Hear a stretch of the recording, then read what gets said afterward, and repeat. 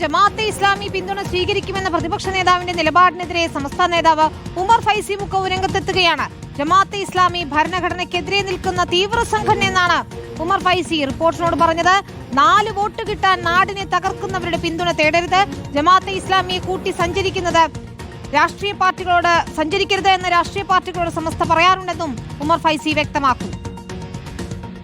രാഷ്ട്രീയക്കാർ തെരഞ്ഞെടുപ്പ് വേളയിൽ അങ്ങനെ ചില തന്ത്രങ്ങൾ എങ്ങനെയെങ്കിലും 4 പോക്ക് ഏത് വോട്ടായാലും വേണ്ടില്ല എന്നൊരു സമീപനം ചിലപ്പോഴൊക്കെ സ്വീകരിക്കാറുണ്ട്. അതിന് സമസ്ത എതിർക്കാറുണ്ട്. അക്കാര്യത്തിൽ സംശയമില്ല. എന്നും സമസ്ത നിലപാടിൽ തന്നെ ഉള്ളത്. അവരുമായി കൂട്ടുപിടിച്ചുകൊണ്ട് അവർക്കിവിടെ ഭൂമിയിൽ സഞ്ചരിക്കാനുള്ള, ദേശം സഞ്ചരിക്കാനും പ്രചരിപ്പിക്കാനുള്ള ആ അവസരം ഉണ്ടാക്കി കൊടുക്കരുത് എന്ന് തന്നെയാണ് പറയുന്നത്. അത് നാട്ടിനെ തകർക്കും. ഇവിടെയുള്ള ഐക്യ സ്വഭാവത്തെയും മതേതരത്വത്തെയും തകർക്കുന്ന ചിന്താഗതികളാണ്. അത് വളരാൻ പാടില്ല എന്ന് തന്നെയാണ്.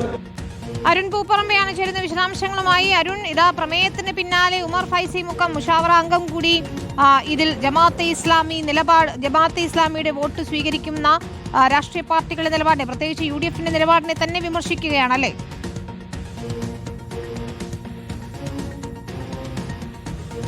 തീർച്ചയായും UDFനെ കൂടുതൽ പ്രതിരോധത്തിലാക്കുന്ന പ്രതികരണമാണ് സമസ്തയുടെ ഭാഗത്തുനിന്ന് ഉണ്ടായിട്ടുള്ളത്. ഇന്നലെ സമസ്തയുടെ 100ാം വാർഷികത്തിൽ ജമാഅത്തെ ഇസ്ലാമിക്കെതിരായിട്ടുള്ള പ്രമേയം അവതരിപ്പിച്ചിരുന്നു. ഇന്നലെ തന്നെയാണ് പ്രതിപക്ഷ നേതാവ് VD സതീശൻ അവരുടെ പുതുയുഗ യാത്രയുടെ തുടക്ക ദിവസം തങ്ങൾക്ക് ജമാഅത്തെ ഇസ്ലാമിയുടെ പിന്തുണ ലഭിച്ചാൽ അത് സ്വീകരിക്കും എന്ന തരത്തിലുള്ള പ്രതികരണം നടത്തിയത്. അത് പിന്നീട് വലിയ രീതിയിൽ ചർച്ചയാവുകയും ചെയ്തിട്ടുണ്ട്. എന്തായാലും അതിൽ നിലപാട് കടുപ്പിക്കുകയാണ് സമസ്ത. നേരത്തെയും തദ്ദേശ തെരഞ്ഞെടുപ്പിന്റെ ഘട്ടത്തിലും UDF ജമാഅത്തെ ഇസ്ലാമി പിന്തുണ തേടിയ ഘട്ടത്തിൽ സമസ്തയും മറ്റ് മുസ്ലിം സംഘടനകളും, അത് EK സമസ്ത മാത്രമല്ല AP സമസ്തക്കും സമാനമായിട്ടുള്ള അഭിപ്രായം തന്നെയാണുള്ളത്. മറ്റ് മുജാഹിദ് സംഘടനകൾക്കൊക്കെ ഇതിന് സമാനമായിട്ടുള്ള അഭിപ്രായമാണ് ഈ ജമാഅത്തെ ഇസ്ലാമി ബന്ധത്തെ സംബന്ധിച്ചുള്ളത് എന്നതാണ് നമ്മൾ മനസ്സിലാക്കുന്നത്.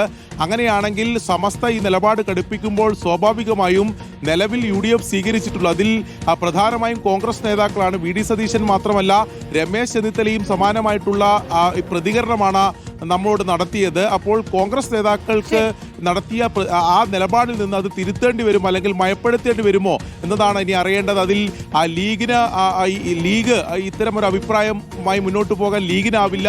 സ്വാഭാവികമായും മുസ്ലിം ലീഗ് നിലപാട് എന്ന് കൂടി നമുക്ക് നോക്കേണ്ടതുണ്ട്.